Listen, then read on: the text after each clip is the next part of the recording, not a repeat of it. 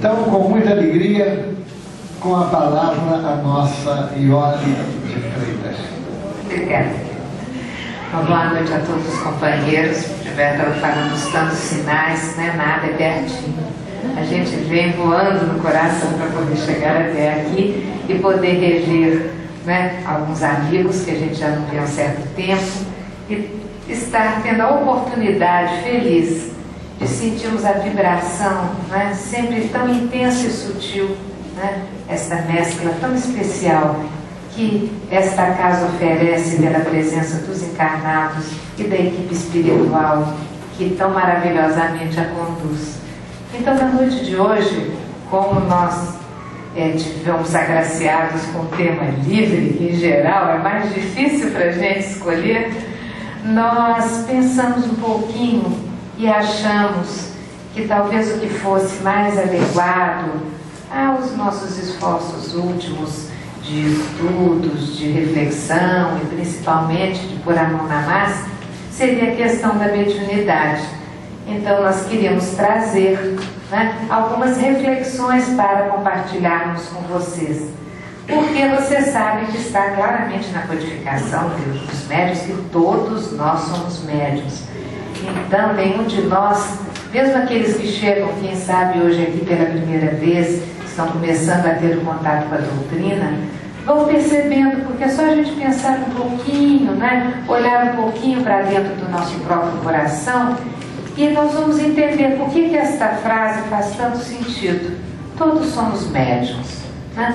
Nós às vezes ligamos quando não temos, né, uma oportunidade de ter um contato mais intenso, né, com a doutrina, de que a mediunidade está ligada aos fenômenos, muitas vezes retumbantes, que por desconhecermos os mecanismos e a natureza deles, nós muitas vezes o entendemos quase como milagrosos. No entanto, como nós sabemos perfeitamente, todos nós, os que chegam agora, nós que estamos há médio tempo, aqueles que estão de longa data, em contato com a doutrina, nós sabemos que todos nós temos a possibilidade, e é uma possibilidade muito individual, cada um a encontra de acordo com a estrutura do seu próprio psiquismo, dos seus sentimentos e dos seus pensamentos, da própria maneira de encarar a vida. Mas nós todos conseguimos ou não, companheiros, estabelecermos um elo de ligação com aquilo que está acima de nós, que nos transcende. Tudo aquilo que está manifesto nas grandes realizações de Deus na natureza, tudo aquilo que está manifesto dentro dos sentimentos sinceros de amor, de tolerância, daqueles que nos ajudaram nos momentos mais difíceis. E também, companheiros, está claramente, não é, emergindo do nosso próprio ser, em todos os momentos que tantas vezes conflituados, mas já querendo acertar, nós buscamos desesperadamente portas adentro da nossa própria alma, aqueles pousos tranquilos, aqueles locais de paz interior que nós deles precisamos para que o nosso viver seja feliz, porque é isto que Deus nosso Pai quer, que a doutrina quer, e que nós então podemos, neste momento em que sentimos mansuetude, com tranquilidade, com suavidade dentro das nossas almas, não é? A presença de Deus em nós, e queremos, mais do que nada, compartilhar este sentimento de amor com os nossos irmãos. Tudo isso é mediunidade, se nós pudermos assim dizer. Por quê? Porque é o elo que nós estabelecemos de maneira sutil do nosso próprio pensamento, do nosso próprio sentimento, com a fonte maior que emana do Criador. Nós nos ligamos aos atributos divinos na medida em que nós já podemos ativar dentro de nós todas estas virtudes que tantas vezes se encontram abafadas, encontram muitas vezes até confusas, encontram-se, no mínimo, isso todos nós sabemos, ainda não potencializadas dentro da proporção possível que ela oferece e que nós a atingiremos quando conseguirmos trabalhar de maneira mais afinizada com a lei de amor, com a lei de justiça, com a lei de caridade. Então nós precisávamos de trazer essa ideia da mediunidade de maneira suave para todos nós, para que nós possamos, inclusive, foi muito interessante a página de Chico Xavier que foi lida, entender que todos nós choramos.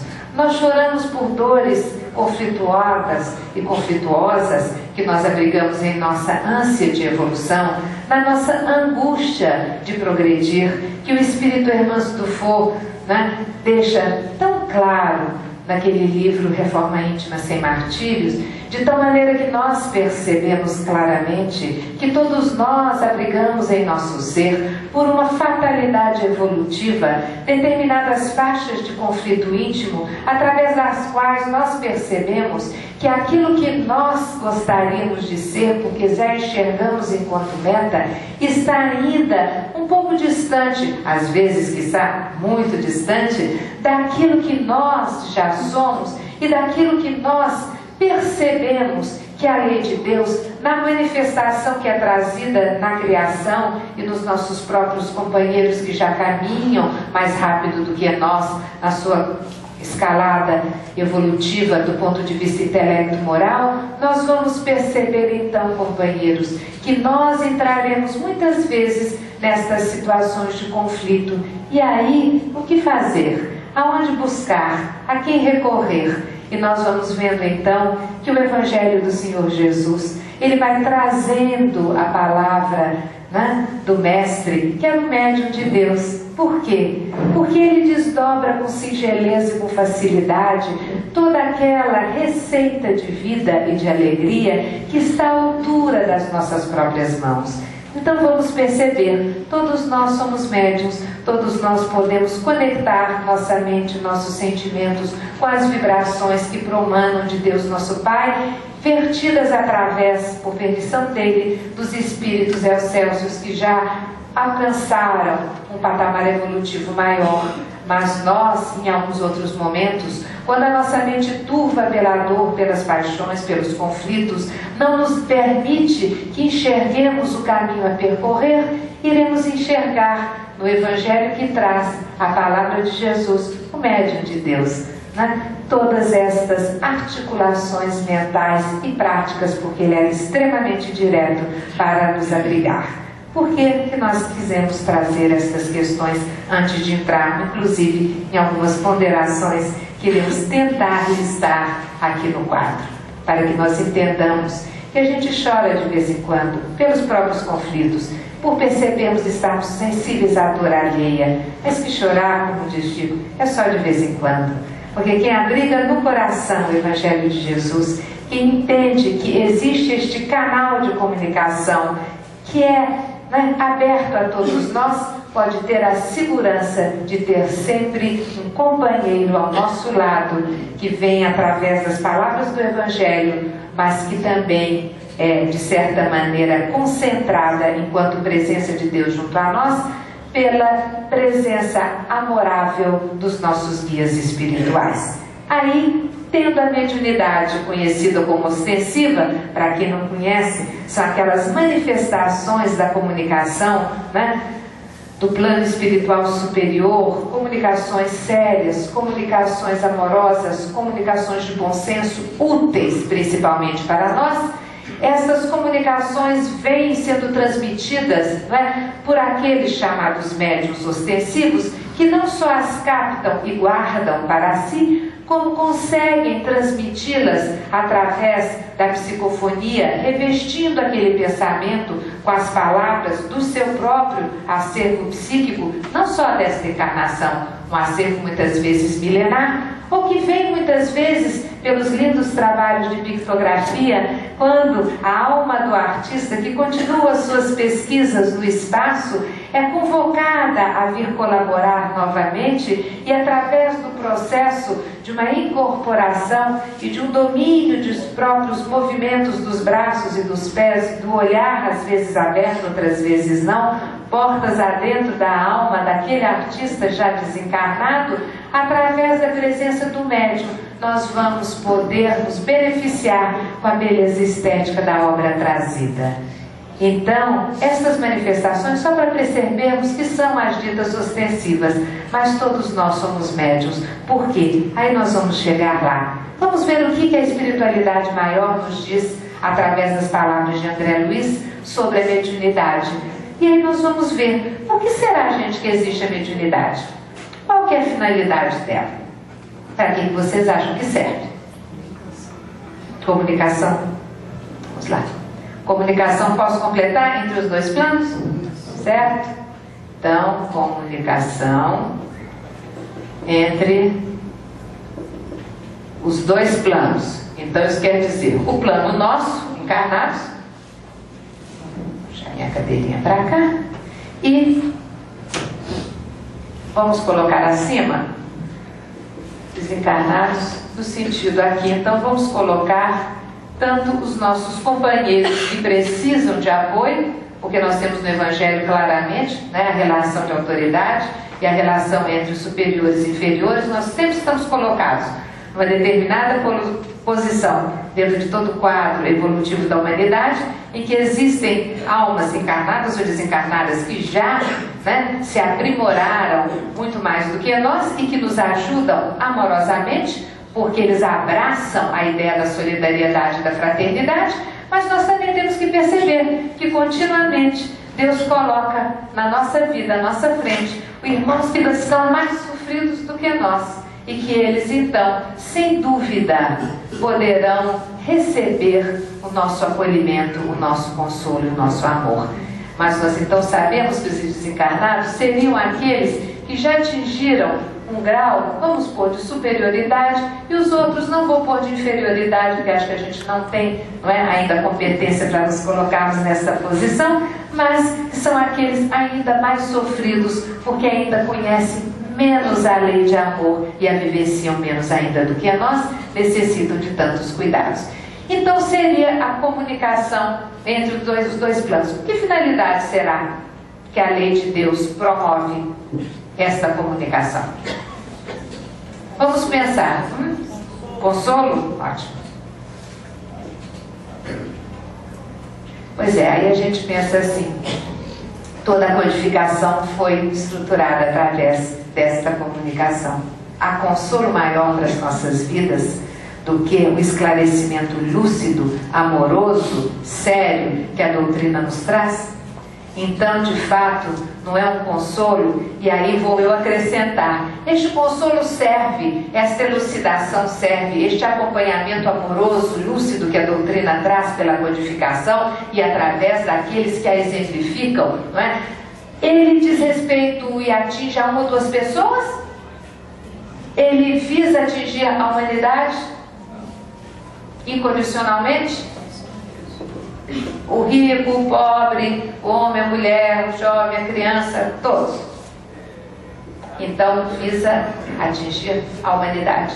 Agora, vamos prestar atenção. Se nós aceitamos esta primeira colocação, então nós estamos dizendo que existe uma comunicação entre os dois planos, entre os espíritos que já estão desencarnados e nós.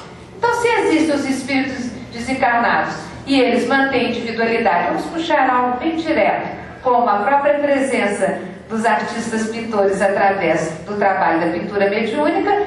A gente não está achando que o Monet até hoje está na espiritualidade pintando aquelas maravilhas que ele pintava. Ele está pintando maravilhas ainda mais maravilhosas, não é isso? Porque tudo evolui. No entanto, ele não vai, com certeza, pintar sempre, às vezes até que pinta, não é? O que ele está fazendo agora. As suas investigações estéticas de agora, visitando outros mundos, outros planetas, já temos notícias, e podendo realizar. Ele, para ser identificado, ele vem, muitas vezes, voltando a pintar os temas com a técnica e com o estilo, como a gente usa dizer, que ele usava quando estava encarnado, para que nós possamos reconhecê-los. Então a mediunidade também vem confirmar a imortalidade da alma.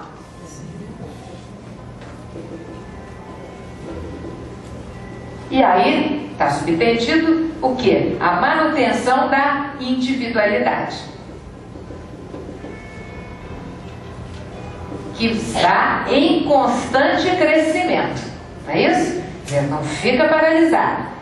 Então, se nós já colocamos pelo menos essas questões, Vamos dar uma lidinha aqui para ver, isso podia ser a opinião da gente, né? A gente sempre vê o que a doutrina diz. Então vamos lá. Nós temos André Luiz no livro Os Mensageiros, no capítulo 5, ele diz o seguinte, olha que interessante, isso a gente ainda não colocou.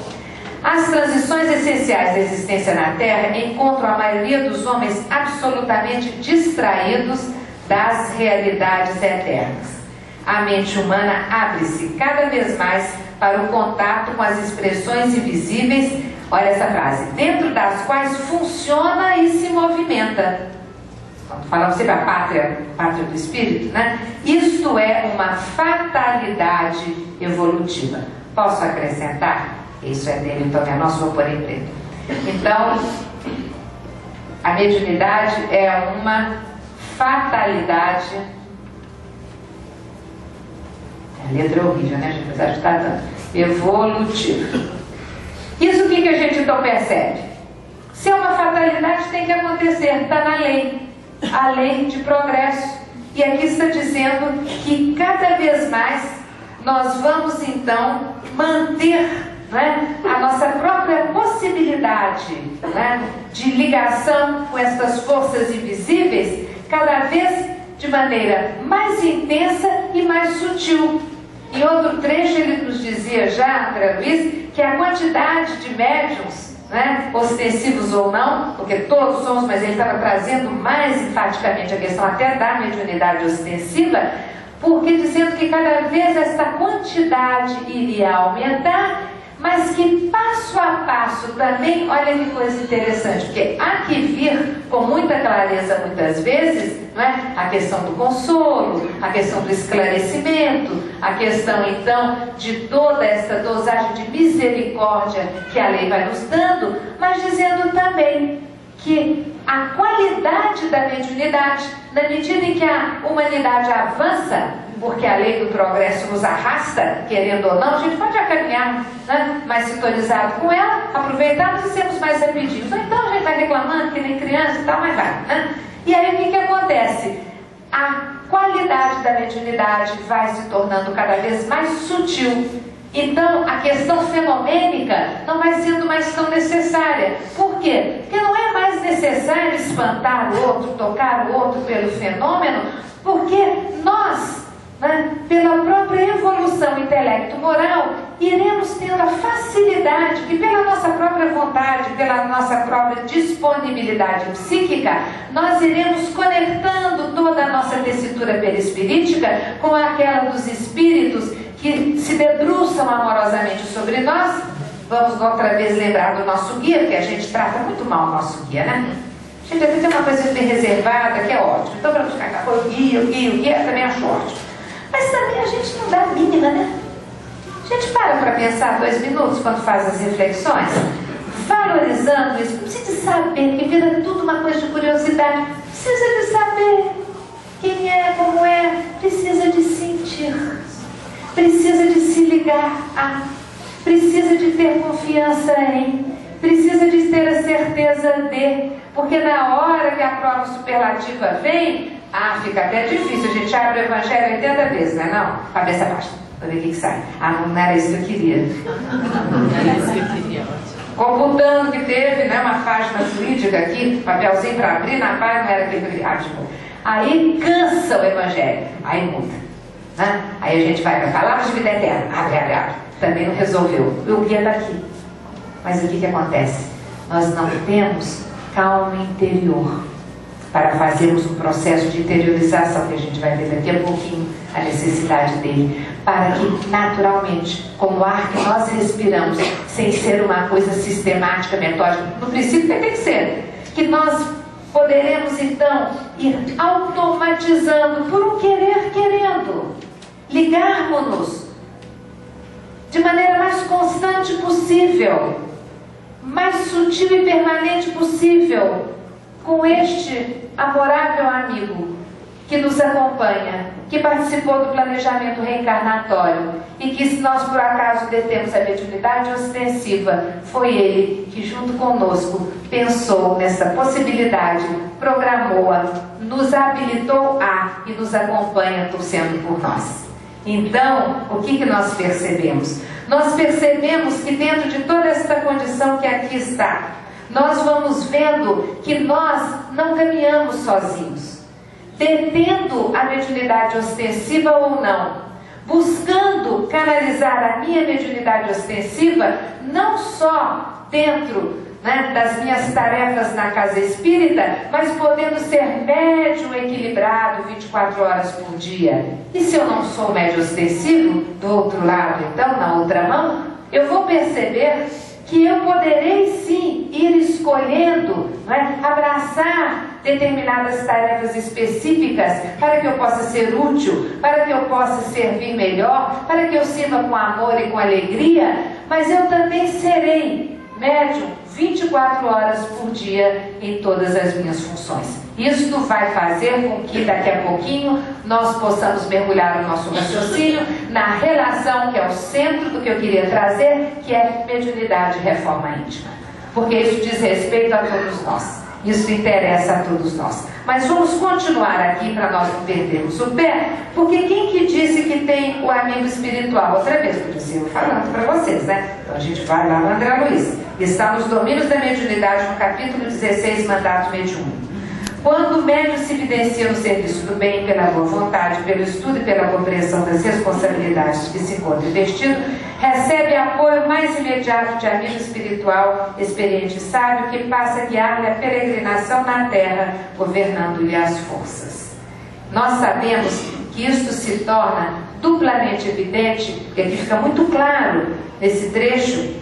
É trazido o exemplo da irmã Ambrosina, que se dedica à mediunidade, com Jesus dentro da casa espírita, mas que nós sabemos perfeitamente que mesmo tendo sido preparado no planejamento reencarnatório de cada um de nós a possibilidade mediúnica, de tal ou tal matiz, de tal ou tal característica, com tal ou tal intensidade, em tal e tal país, ligado a tal ou tal núcleo, nós estaremos sempre contando com eles no planejamento, mas iremos recebendo, quanto mais nós marcarmos a nossa decisão, focarmos o nosso objetivo em servir e dermos esta passividade com tranquilidade, não só no sentido da mediunidade ostensiva, mas em tudo na nossa vida, nós seremos acompanhados por estes nossos amigos espirituais.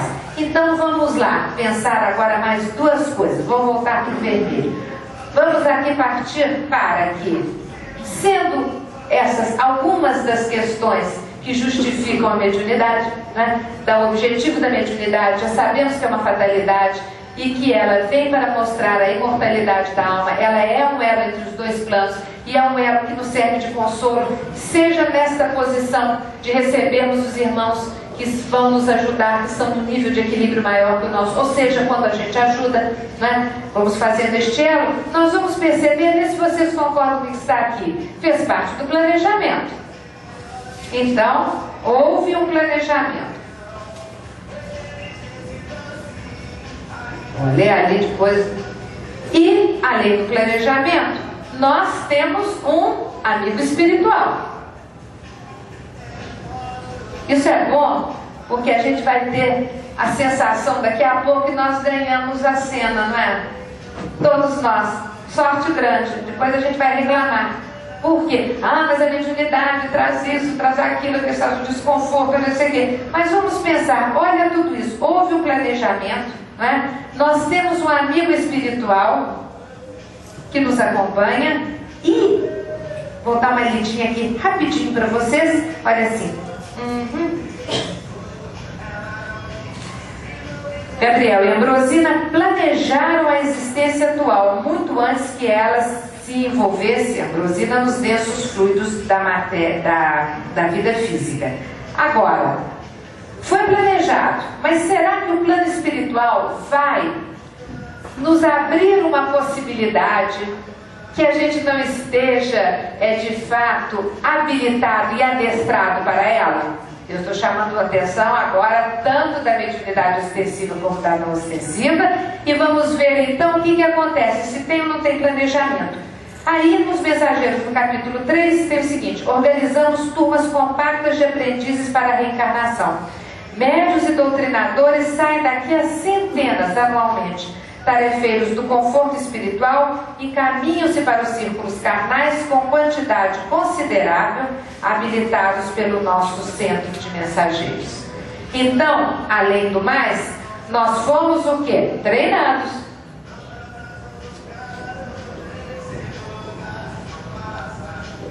Todo mundo concorda com tudo isso? Então eu vou reler aqui no Evangelho, para a gente ter certeza dessas colocações. Os médiuns são os intérpretes dos espíritos. Substituem os órgãos materiais que lhes faltam para nos transmitirem suas instruções. Eis porque são dotados de faculdades para este fim.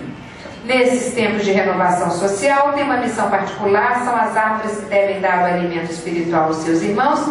Eles foram multiplicados para que o alimento seja abundante. Encontram-se por toda parte, em todas as regiões, em todas as classes sociais, entre os ricos e entre os pobres, entre os grandes e entre os humildes, a fim de que não haja deserdados em parte alguma, e para provar aos homens que todos são chamados.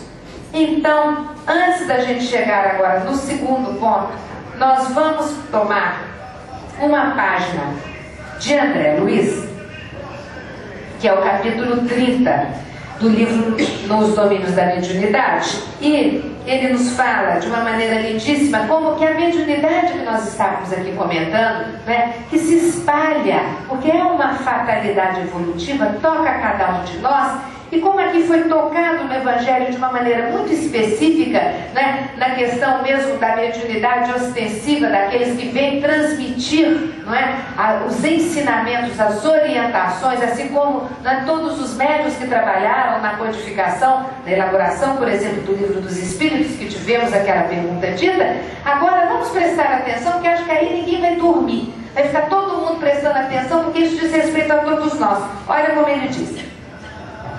Ele está atrapalhando aqui entre óculos e microfone. Aulus apontou a destra e rompeu o silêncio murmurando: vejam, a mediunidade como instrumentação da vida surge em toda parte. O lavrador é médium da colheita, a planta é o médium da frutificação e a flor é o médium do perfume. Em todos os lugares damos e recebemos, filtrando os recursos que nos cercam e moldando-lhes a manifestação segundo as nossas possibilidades. Nosso orientador indicou ao operário que aplainava enorme peça perto de uma marcenaria e observou: possuímos no artífice o médium de preciosas utilidades. Da devoção com que se consagra ao trabalho, nasce elevada percentagem de reconforto à civilização. E aí ele vai em frente. Vemos aqui o fórum onde o juiz é o médium das leis. Todos os homens em suas atividades, profissões e associações são instrumentos das forças a que se devotam. Produzem de conformidade com os ideais superiores ou inferiores em que se inspiram, atraindo os elementos invisíveis que os rodeiam, conforme a natureza dos sentimentos e as ideias de que se nutrem. E agora, encaixando a todos nós, porque foram exemplos só de atividades profissionais, a família consanguínea é uma reunião de almas em processo de evolução, reajuste, aperfeiçoamento ou santificação. O homem e a mulher, abraçando o matrimônio por escola de amor e trabalho, honrando o vínculo dos compromissos que assumem perante a harmonia universal, neles se transformam em médiuns da própria vida, responsabilizando-se pela materialização a longo prazo dos amigos e dos adversários de ontem, convertidos no santuário doméstico em filhos e irmãos. Todos nós estamos inseridos nisso. E como é que nós podemos perceber? Queridos companheiros, todos nós detemos o nosso corpo físico, isso nós mais ou menos conhecemos. Conhecemos até muito pouco dele, o respeitamos também pouquíssimo, porque quando nós percebemos que ele é um instrumento que nos é emprestado, nós temos que perceber que talvez, né, na nossa ousadia e intemperança, faça o que quero, o corpo é meu, e a gente vê que são, não é, partículas, né, mínimas, mas da manifestação da divindade, que constitui a nossa organização física mais densa, e que elas estão ligadas, essas partículas, molécula a molécula, à tessitura que nós chamamos do corpo espiritual, que é aquela que será o nosso corpo de relação quando nós, seguidamente, voltamos à pátria do Espírito, e que este corpo espiritual, esta tessitura, que quando nós estamos na espiritualidade, estamos planejando a nossa reencarnação, e dentro do nosso planejamento reencarnatório, nós temos entre as escolhas da família, da profissão, do meio social, do país, de tantos elementos que serão, os instrumentos mais úteis e adequados para acelerar o nosso processo de crescimento. Isto quer dizer, para balsamizar as nossas dores, para darmos a condição de nós refazermos determinados raciocínios, mudarmos determinados sentimentos, refazermos determinadas estradas. Tudo isto que é planejado na espiritualidade, quando estamos com o nosso corpo perispirítico ali, como corpo de relação, encontra eco naquilo que antecede ainda essa tessitura, que é a tessitura do nosso corpo mental, que é aquela mais sutil, que é constituída pelos elementos mais sutis do fluido cósmico universal, que habitam, que preenchem a dimensão do nosso planeta. Dimensão esta que vai promover a ligação deste elemento que provém do elemento material, mas que se apresenta de forma sutil, com o elemento espiritual, com a cerne do nosso ser, com o nosso espírito. E nós então veremos que nós, desde os primórdios da nossa existência, quando ainda não tínhamos competência para podermos entender a exteriorização do nosso ser, movendo molécula a molécula, as tessituras que organizam o nosso envoltório perispirítico, através da captação daquelas moléculas do fluido cósmico universal, adequadas, afinizadas e coerente à qualidade do nosso pensamento naquele momento, fomos amorosamente ajudados por falanges maiores da espiritualidade, que, percebendo a nossa pouca possibilidade de nós conhecermos a nossa própria condição, entendermos os nossos próprios pensamentos, os nossos sentimentos, as nossas emoções, porque nós até hoje, como crianças espirituais que somos, é verdade ou não, companheiros, é no análise, no conhecimento, na manipulação, na condução dos nossos sentimentos e das nossas emoções, é que ainda tropeçamos, ainda nos atrapalhamos. Imaginemos outrora, nos primórdios reencarnatórios. Necessitamos então, nestes instantes lá atrás, deste tipo de comunicação, deste tipo de intervenção mediúnica, através da qual os irmãos maiores da espiritualidade, sob o comando do governador do planeta, agiram individualmente, criatura a criatura, como está no Livro dos Espíritos, de tal maneira que, entendendo o grau já adquirido pelo nosso esforço ainda mínimo, quando adentramos o estado de humanidade, nós já manifestávamos uma individualidade que até hoje temos dificuldade de poder observar, respeitar e reconhecer no outro, que é diferente de cada um de nós, que é diferente da nossa maneira de ser, mas que é aquele que dentro de si contém, pelo seu próprio esforço, o resultado da manipulação espiritual que ele mesmo produziu em relação aos elementos da divindade plantados em seu ser espiritual. Esta emanação, este florescer inicial, este botão que desabrocha no início das nossas reencarnações, este procedimento não foi feito isoladamente por nós, que éramos ainda mais infantilizados do que ainda somos intelecto-moralmente, tendo que haver então o concurso destes irmãos maiores que tocaram o nosso ser espiritual a fundo, retirando deles, pelaquela pinça vibratória que provém dos espíritos superiores, puxando do cerne do nosso ser espiritual aquilo que já existia de coerência com a lei de Deus, porque a tessitura do nosso corpo mental, companheiros, ela é toda produzida por aquilo que nós já temos de coerente, de afim e conquistado por nós mesmos, mesmo com a ajuda dos espíritos superiores, mas que seja coerente com os valores da divindade. Isso todos nós já somos, companheiros, filhos de Deus, já em processo de evolução. E não é um processo solitário. A mediunidade então vem para demonstrar que não estamos sozinhos, que somos filhos do mesmo Pai, e que este Pai nos fez diferentes, na medida de que respeitou a caminhada milenar de cada um de nós. Abrigamos corpos diferentes durante séculos. Vivemos experiências reencarnatórias em gêneros diferenciados, masculinos, femininos. Vivemos em plagas distantes daquelas que ora habitamos.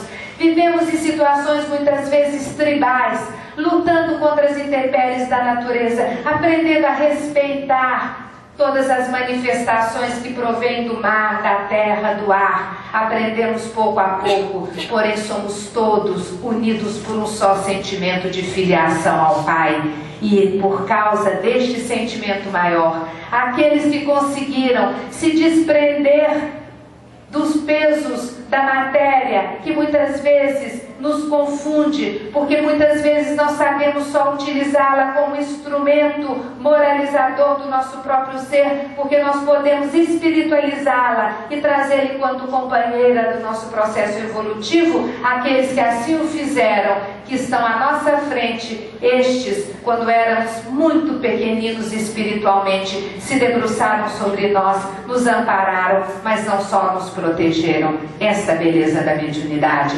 Tocaram fundo o nosso ser, puxaram aquilo que nós já tínhamos de conquista mesmo pequenina, aquela quantia de amor, aquela quantia de inteligência, aquela aptidão profissional, técnica, de manipulação artesanal nos primórdios, quando tínhamos que lidar ainda com aquela artesania banal e rudimentar para podermos viver o mínimo de conforto, o mínimo de segurança. Eles assim o fizeram, tocaram as nossas potencialidades já aflorando e as fizeram brilhar e crescer. Esta é a mediunidade que Deus reserva para cada um de nós. É esta a mediunidade que Ele continua a reservar muitos séculos depois. E é esta a mediunidade que até hoje nós malbaratamos porque não a entendemos. Nós custamos a entendê-la e a respeitá-la quando ela vem através dos fenômenos e das materializações.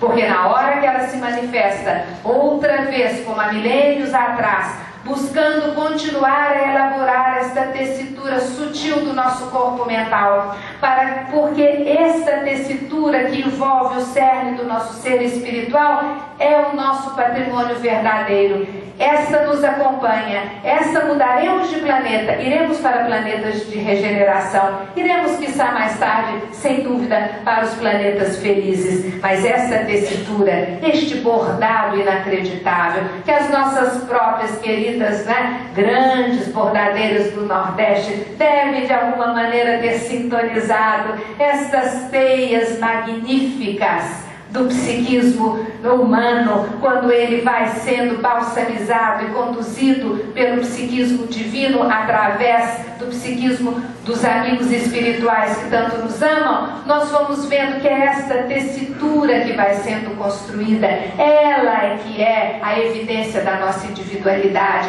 e por isso é que nós temos que respeitar a cada um daqueles que conosco caminham, porque são os nossos companheiros em humanidade, e eles então também trazem um tipo de bordado diferente, um tipo de linha diferente, um ponto de cruz que eu nunca fiz, um bilro que eu nunca pude imaginar, porque eles vão promovendo esta possibilidade de fazer aflorar as virtudes da divindade plantadas em nosso ser com a característica que nós fomos escolhendo.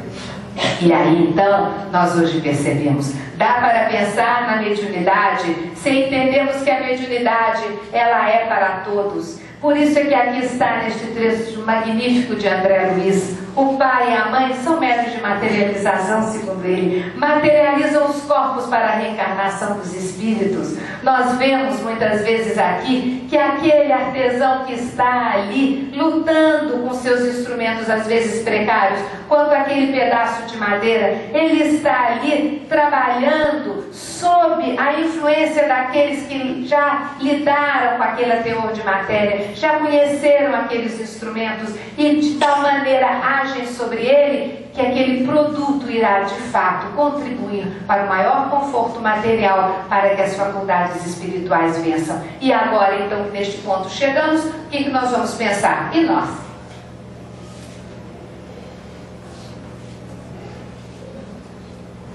O que estamos fazendo com a nossa alma? Como estamos lidando com o nosso espírito? como estamos aproveitando a oportunidade desta vida, que nos coloca, pela magnitude do planejamento misericordioso do Pai, em contato com a doutrina que nos felicita o coração, porque ela não penaliza, ela não é dogmática, ela não é hierárquica, ela felicita porque ela ensina a viver, ela felicita porque, sem depreciar os valores materiais, ela consegue nos mostrar que está no valor espiritual aquilo que de fato nos traz felicidade. E aí a gente vai em Sede Perfeitos no Evangelho, e o homem no mundo, né, que é diferente do homem do mundo, né? João Carlos gostaram de dizer isso. O homem no mundo é uma coisa, o homem do mundo é outra. O homem do mundo fica todo baratinado, aquelas confusões, tá? O homem no mundo, ele está dentro do mundo, está lidando com o que tem que lidar, ele trabalha, ele sai, ele vai ao cinema, ele encontra com os amigos, ele cuida das crianças, vai, além de todos os outros trabalhos que ele possa fazer, assistencial e tal, mas é um médico 24 horas por dia quieto, é um médico que está ali, por quê? Porque ele está ligado com o pensamento dos espíritos superiores em qualquer lugar que ele estiver. E aí, olha que beleza esse trecho. No momento do mundo está o Sede Perfeitos, no Evangelho segundo o Espiritismo. Não julgueis, entretanto, que ao vos incentivarmos incessantemente a prece e a evocação mental, estamos vos convidando a viver uma vida mística, que vos coloque fora das leis da sociedade que estáis condenados a viver. Não, vivei com os homens. Agora olha essa palavra. Sacrificai-vos às necessidades e até às frivolidades diárias, mas sacrificai-vos a elas com um sentimento de pureza que possa santificá-las. Tudo que eu faço, se eu faço com pureza de coração, se eu faço com elevação de pensamento, se são coisas corretas, que não estão criando dano aos outros, eu posso fazer com este sentimento. E por isso é que muitas vezes, quando alguns companheiros estão no início da caminhada, dentro da mediunidade, que trazem, porque foi planejado, porque assinaram um contrato, porque pediram pelo amor de Deus, porque gastaram um tempão treinando, porque deram um trabalhão danado na espiritualidade para serem treinados. Mas é chato, né? Porque de repente eu estou quieta, não estou sabendo o que é isso, e de repente pesa aqui, né? De repente dá pulsite cá, porque congestiona o fluido ali, porque de repente eu não controlo, e de repente eu estou na faculdade, a mão começa a escrever, eu não sei o que eu faço, aí vem um texto que não era o texto que eu tinha que dar para aula, e aí, como é que eu faço com tudo isso? E aí nós vamos perceber que a ideia mais bonita de renúncia, até de companheiros, né, nossos da doutrina, que já foram para a parte do espírito e às vezes fazem uma comunicação ou outra, todos eles uma singeleza total, principalmente que trabalharam muitíssimo mais que todos nós, aí eles viram e falam assim, que história é essa? Coitado que renunciou, coitado que sofreu, coitado, que coitada é essa? Não tem nada disso, fiz por amor, fiz porque quis, e por amor eu já fiz porque quis, fiz porque me dava alegria, fiz porque me dava prazer consciencial. Então, a renúncia não é dor, porque senão a mediunidade vai ficar um drama, né? A ostensiva vira um carrego, como o pessoal gosta de falar, né? Aí vem, é profissional, é expiatório. E que essa história é essa de expiação que a gente olha com esse olho torto? Expiação é consciencial. E se é consciencial, porque eu já adquiri condições mentais conscienciais de entender que aquilo que eu pratiquei 4 séculos atrás não foi legal. E agora eu já percebi que aquela disfunção vibratória me incomoda. Eu já não sou isso agora, já fui. Então eu quero me livrar dessa vibração, só a vibração. E aí? E aí eu reencarno, atravessando algumas sequelinhas físicas, etc. e tal. Então mudar estes conceitos. A doutrina não é de dor. Que ideia é essa de renúncia que parece que é o sacrifício? Vocês viram como ele fala aqui, que eu achei interessantíssimo, por isso eu trouxe? Sacrificai-vos as pequenas coisas, tudo ao contrário.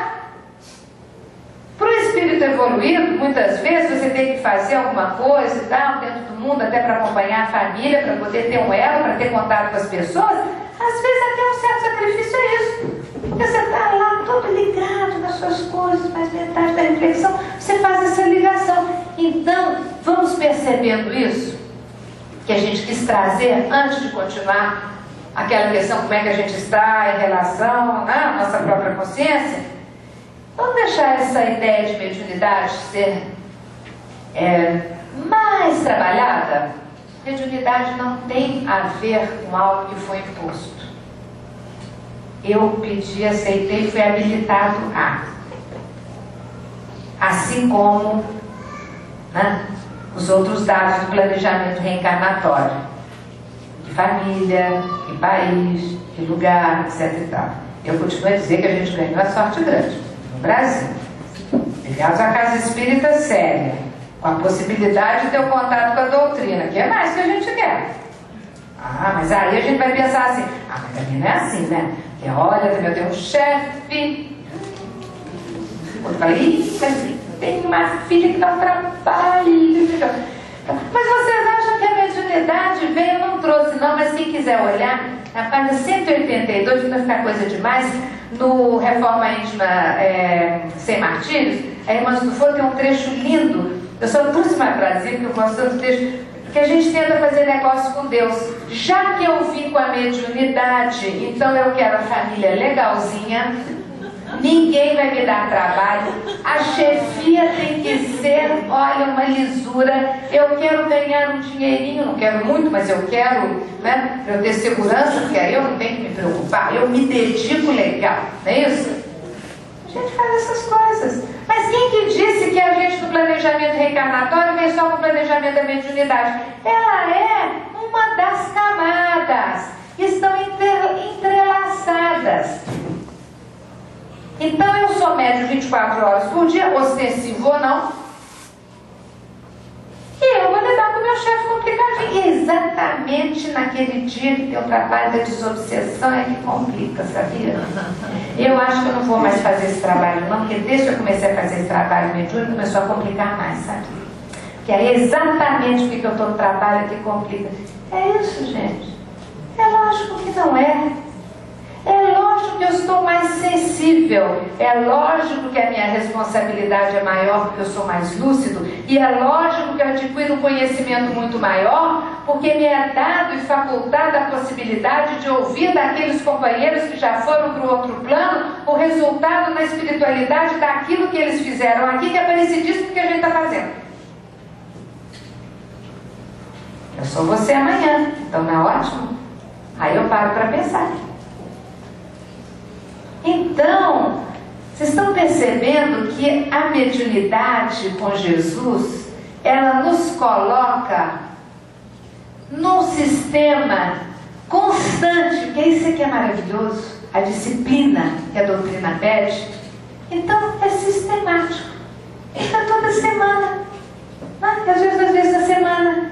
Não é possível, gente. Aí a gente vai chegar aqui no trabalho da Irmã do Fogo, fala de repetição. Meu Deus, minha hora. Que horas são? É bom porque eu não enxergo, você fala isso, eu estou enxergando, tá ali. 15 para.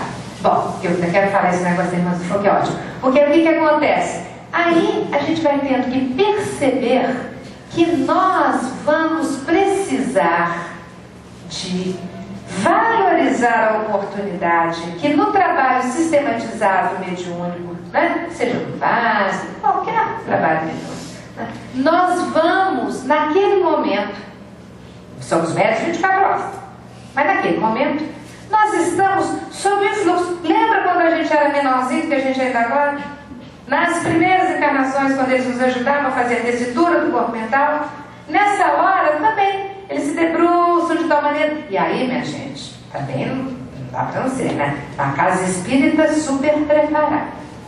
Equipe espiritual que fez asepsia, harmonizou, né? Criou aquele perfume, vocês viram essa bênção que é a música?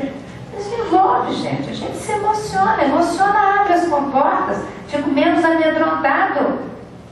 A gente morre de medo de tudo, da gente mesmo, inclusive dos próprios sentimentos. Aí abre, pelo menos percebi, sou eu mesmo, estou sendo eu mesmo, dos meus sentimentos, não é tão dramático e eles estão me ajudando. E eu vou me ligando a estes sentimentos superiores de amor que tem um único interesse, não é ficar ali impondo nada.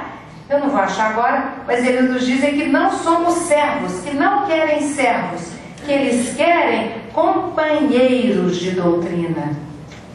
Isso está claramente também em André Luiz. Porque querem o quê? Que nós nos tornemos cada vez mais aptos, mais parecidos com eles, mais aptos para trabalhar no bem, para servir com amor. Então, quando a gente sente aquela amorosidade, a gente não sai ótimo? Todo mundo leve, chegou em casa, fechou a porta e mudou tudo. Mas eu não aguento sustentar aquela vibração que eu tenho, não vamos nos esquecer. Eles ativaram algo que eu tenho, eles não iam ativar uma coisa que eu não tivesse. Só que é potencializado. E potencializado por quê? Eles estão a fim que a gente fique igual a eles rapidinho. E aí, quanto mais eu puder manter isso, melhor para mim. Mas aí tem um pequeno detalhe. Como eu mantenho isso? Vocês já perceberam que o plug, além do estudo que é fundamental, da disciplina e da técnica, é a qualidade dos meus sentimentos e dos meus pensamentos? E vai ser exatamente nesta medida que nós vamos qualificar o contato que eu tenho com a espiritualidade e aí o trabalho que eu faço. Então, muitas vezes, até para aferir, que a gente tem que fazer isso no trabalho para o outro, estou servindo, eu tenho que prestar atenção, estou trabalhando direito, está dando resultado e tal. Isso, né, é quase que uma obrigação, uma responsabilidade. Eu tenho que me analisar, tenho que ver com o grupo o resultado do trabalho. Já está bom. Já viram que a história que tem que estar estudando, tem que estar trabalhando, nem toquei no assunto, que é óbvio, né? Então tá lá, então analiso. Mas não é só aferir assim. É o aferir como? Porque muitas vezes, eu sei que eu estou complicando, quando a gente acha que já conquistou uma coisa, eu trago outra, né? Então tudo bem, já consegui ter disciplina, já consegui estudar, já consegui estar no trabalho, já consegui estar servindo, o trabalho está funcionando, ótimo, mais um pouquinho. Já não tem que crescer? Mais um pouquinho. Eu quero saber que isso tudo está dando certo fora. Já é um esforção. É uma grande conquista. Eu quero saber a repercussão disso dentro. Como eu estou trabalhando? Porque muitas vezes a gente repara que o povo que começa trabalhando vem cheio de entusiasmo. Trabalha 5 anos, 8 anos, 10 anos, posso continuar, né? 15 anos, 20 anos. Não olho para as pessoas, estou olhando bem lá longe. 20, 25. De repente, dá uma canseira na gente, né? A gente fala, ai meu Deus, cadê aquela alegria, né? Aquele frescor que eu tinha quando saía nos primeiros anos da tarefa e tal. Eu já comecei seriamente com um grupo de médios, muito mais experiência, gente e tal, porque eu estava me preocupando, estava sentindo na gente, alguns companheiros, o que acontece isso? De repente parece que eu não brinco mais, coisa de criança. Aí eles estão me exigindo, aí resolve, começam as coisas assim. Agora eu só faço palestra. Eu falei, lógico, palestra você faz, tá marcado na casa tal. Tá, mas eu quero ver estar lá 2 vezes na semana, estudando, não sei o quê, chova, sol, não sei o quê. O dia que o chefe grita, o dia que a filha faz malcriação, o dia que o marido faz cara feia, que a esposa faz também, entendeu? Era assim, entendeu? Quero ver essa continuidade. Mas isto só não está trazendo felicidade para esses médiuns. Por quê?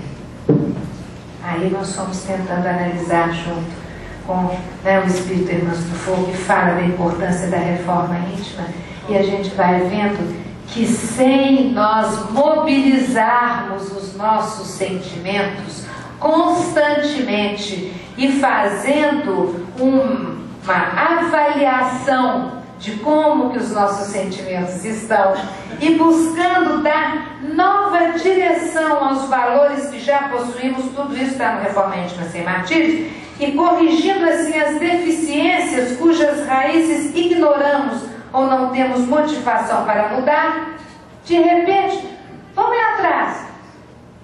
Todo processo mediúnico não vem com uma fatalidade evolutiva e não vem para nos colocar mais ligadinhos, mais abertos a esta amorosidade fluídica dos espíritos superiores para que a nossa parte floresça com mais rapidez. Só que de repente aquilo começa igual, determinados mecanismos. Eu já ia falar uma coisa que ia ficar muito datada, ia ficar horrível, igual disco antigamente que ficava rodando a vitrola, aí vocês iam mais ou menos imaginar há quantos séculos. Então o que acontece? Mas fica, para ali, não sai daquela faixa. não sai daquela faixa, não consegue ir para frente, não consegue evoluir. Por quê? Por que que não dá mais o entusiasmo, aquela alegria, aquele frescor? Porque tudo aquilo que me deu alegria e frescor foram as etapas que a minha mediunidade foi me oferecendo por conjugação com essas forças superiores, como resultado do meu próprio esforço, e que me deu a felicidade da consciência tranquila e do abraço com estes amigos espirituais. Mas eu sentia a minha transformação íntima. Eu sentia o que a mediunidade, além de aferir aquilo que fazia de útil ao outro, fazia dentro de mim. E agora não está mais fazendo. Por quê? Porque agora todos nós temos essas histórias. De repente, foi, agora que eu sou. De repente parece, vê se todo mundo não tem isso. Médio extensivo, sem ser extensivo, está trabalhando na casa espírita, não está. De repente parece que tem umas paredes, companheiros, que se criam à nossa frente.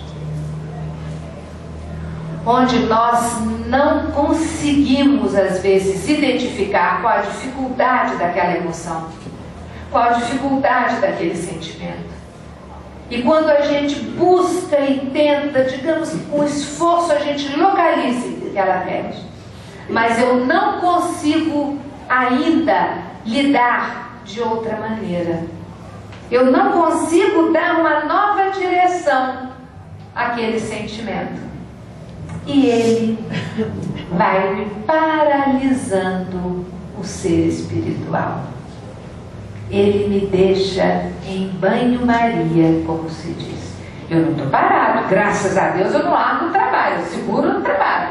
Mas eu não tenho mais aquela alegria de viver. Eu não tenho aquela alegria que o trabalho me dava. Porque eu não estou conseguindo permitir que aquele fluxo espiritual superior, que a alegria da tarefa do bem, que ela esteja ali sendo o motor da transformação e da evolução do meu próprio processo evolutivo. Então, neste momento, nós vamos muitas vezes nos deparar com essa situação em que às vezes parece que a gente está dando murro em ponta de faca, como o pessoal diz. Porque eu identifico o problema, mas eu não consigo sair dele. Isso é mais ou menos parecido como a gente sente de vez em quando, ou ninguém sente isso? De vez em quando para ali naquela coisa, nossa, parece uma montanha na minha frente. Às vezes é uma coisa pequena, mas eu tenho uma dificuldade ímpar em lidar com aquela situação. Às vezes é uma pessoa dentro da família que tem tal atitude, né? Às vezes é uma coisa de competição, de vó. Às vezes não tem, não, vós, né? Outra avó faz isso, outra avó faz aquilo, como é que eu faço? É a festa, não sei o que, quem que compra o bolo, quem que você... São as coisas banais, mas estão mostrando a minha posse, porque eu tenho que fazer do meu jeito, daquele jeito, e eu sou a melhor, porque ele tem que gostar mais de mim. Pode conviver com os outros. Está tudo liberado, porque afinal estou aprendendo, né? Estou 30, tantos anos de doutrina. Mas no fundo, na hora de gostar mesmo, perguntar qual é o nome da sua avó? Tem que ser o meu. Se falar o nome da outra avó primeiro, é a morte. Aí não vai conseguir fazer, chega lá, olha, hoje não vai dar para fazer passe, tá? Hoje não vai dar, hoje eu vou ter que sentar, vou ter que receber passe, porque não está dando, eu não estou bem. O que aconteceu, meu filho? Alguma coisa grave e tal? Alguém começou muito doente na cabeça? Não, o médico falou, não. Vocês estão brincando? Acontece mais com certeza. E aí, nós vamos verificar o seguinte, o que acontece? Nós vamos ver que ela vai nos trazer uma receita. Eu detesto essa coisa de receita em doutrina, mas ela traz umas indicações que seria o seguinte: vamos começar a pensar com que intenção que eu pratiquei tal ato. Ah, então não, então eu que vou fazer a festa, né, da criança, do meu jeito, o bolo sou eu, porque eu falo, filhinho, que escolheu fui eu, etc. Que sentimento estava por trás daquele acontecimento? Por que sentir, nomear o sentimento em relação a essa criatura? Qual a razão deste meu sentimento em circunstâncias como essa que eu experimentei? E aí nós vamos perceber que tem uma questão que ela traz, quando a gente levanta, né? Começa a procurar. Por que eu pensei assim? Por que eu senti assado? Por que eu fiz isso? Por que eu agi de tal maneira? Aonde que está? Já localizei. Aí agora o que eu faço? Como é que eu dou a nova direção? Ela traz aqui algo muito interessante que é assim: como instaurar matrizes novas no psiquismo de profundidade em favor da renovação dos nossos sentimentos. Como renovar esse coração milenar, pulsando, independente da vontade. Eis o empreendimento desafiante e progressivo. A solução está na aplicação de intenso regime disciplinar dos desejos, deixando de fazer o que gostaríamos e não devemos, e fazendo o que não gostaríamos, mas é o nosso dever. Isso a gente lembra muito de Paulo, né? Em outras palavras, saber desejar fica mais fácil agora. Não fica achando que a gente nunca pode ter aquilo que a gente gostaria. Saber desejar afinando impulsos com os alvitres conscienciais. Eu tenho que querendo, senão eu não vou fazer as coisas, eu não tenho minha vontade. Mas eu vou buscar afinar os impulsos com aquilo que a minha consciência, onde está a lei de Deus, está me dizendo. E aí a disciplina dos desejos tem duas operações mentais principais, que são contenção e repetição, para que essa disciplina alcance o patamar de fator da educação emocional, que é onde a gente, sempre é apanhado de surpresa. A gente pensa que está equilibradinho numa situação, que dessa eu consigo me resolver, porque já tentei tanto, já passei por tanto, já fui melhorando, aí de repente vem uma situação, parece que o mundo se abriu, o chão se abriu. Tiraram o nosso tapete, porque é uma coisa emocional que a gente não estava preparada. E aí, como é que vem essa questão da educação emocional? Pela contenção, olha que interessante, gente, é utilizado todo o potencial da vontade ativa e esclarecida, com finalidade de assumir o controle sobre o quê? Sobre as fontes energéticas de teores primários, aquela criançona que estava lá no início, e suscetíveis de causar danos aos novéis propósitos que acalentamos. Então, eu já sabendo que eu tenho determinados impulsos de controle, impulsos autoritários, impulsos de querer ser o primeiro lugar sempre e tal, isso vem lá de trás das conquistas, nas épocas pré-históricas, que tinha que defender a família e tal, proteger das feras, não sei o que, agora não precisa nada. Então, eu contenho isto. Repetição, por outro lado, é a força que coopera na dinamização dos exercícios formadores de hábitos novos. A gente pega um monte de hábitos, hábitos bons e ruins. Então, de repente, eu estou percebendo que aquela paredona que se fez na minha frente por causa de determinados sentimentos que eu não estou conseguindo enfrentar e que estou dando burro em ponta de faca, eu vou ter que mudar a maneira de lidar com aquilo. Porque não é na força da mesma maneira, porque aí eu me machuco. Não me respeito. Então, como é que eu vou buscar? Instalando devagarzinho novos hábitos. Aí, contenção e repetição são movimentos mentais neutros, que adquirirão natureza e qualidade na dependência das cargas afetivas com as quais serão impregnadas, e nisto encontra-se a verdadeira transformação interior. Ambas, contenção e repetição, consolidam a disciplina como instrumento educacional dos desejos. A contenção com revolta torna-se repressão e neurose. A repetição com descrença torna-se desmotivação e rotina vazia. A contenção com compreensão torna-se vigilância e domínio. E repetição com idealismo é hábito novo e crescimento.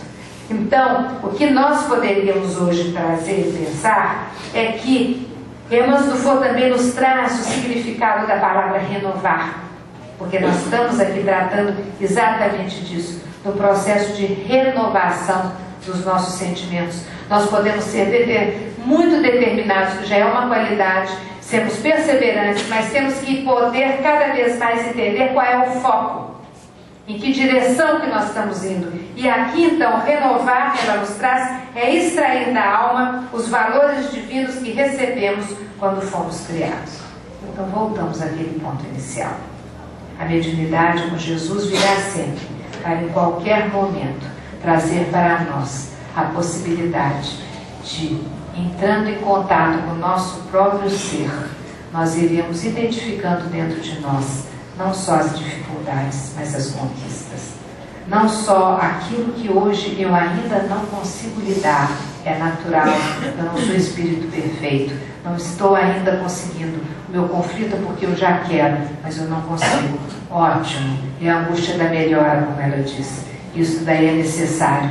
Agora, o que acontece é que eu vou entender que a doutrina é uma doutrina de felicidade, de alegria, que mediunidade com Jesus não é algo punitivo, não é um peso, não é porque eu tenho que pagar aquilo que eu já fiz. Ela vem como instrumento ágil, veloz, de me colocar em contato com esses espíritos amorosos que estão constantemente buscando tocar as fibras sensíveis do meu ser, para que a nossa própria música espiritual se faça soar de maneira que sensibilize não só o nosso ser, porque aí a gente chora muitas vezes, é de emoção, não é mais pela dor.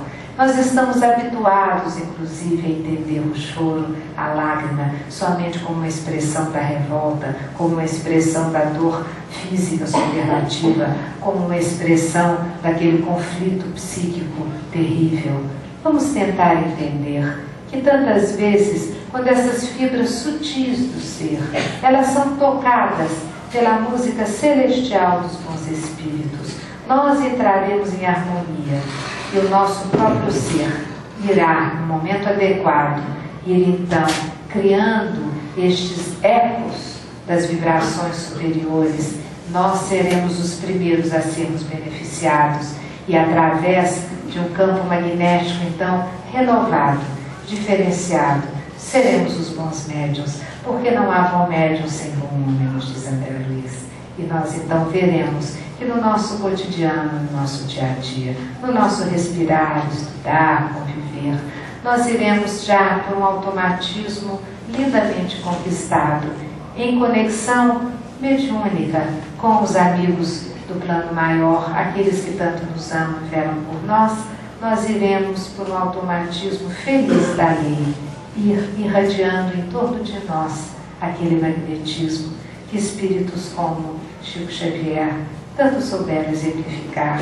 Todo mundo quer ficar perto, todo mundo quer chegar pertinho, todo mundo quer poder se beneficiar, porque é uma alegria constatar que se na natureza existe equilíbrio, estética e amor, também no ser humano tudo isso existe, porque é plástica a textura e a tessitura do nosso corpo espiritual, é escultórica a organização que nós detemos, é musical a possibilidade de reverberação das nossas vibrações mentais e é colorida a emanação radiosa e luminosa dos nossos fluidos perispiríticos quando eles se irradiam com tranquilidade ao lado daquele que senta ao nosso lado no ônibus, ao lado daquele que está conosco na palestra, ao lado daquele que tem mais dor do que nós e que não tem ainda nem coragem de pedir ajuda para que a mão seja estendida. Que nós possamos entender que somos, nós todos, filhos de Deus e que o nosso magnetismo radioso poderá cada vez mais se externar e que nestes instantes nós estamos numa perfeita comunhão com aqueles que nos são próximos, mas que estão mais adiantados do que nós e que vertem sobre nós a luminescência do seu amor. Que o Senhor Jesus possa nos abençoar e que nós possamos viver como espíritas felizes, porque responsáveis e que sabem utilizar bem esta encarnação. Que possamos ser felizes, irmãos. Graças.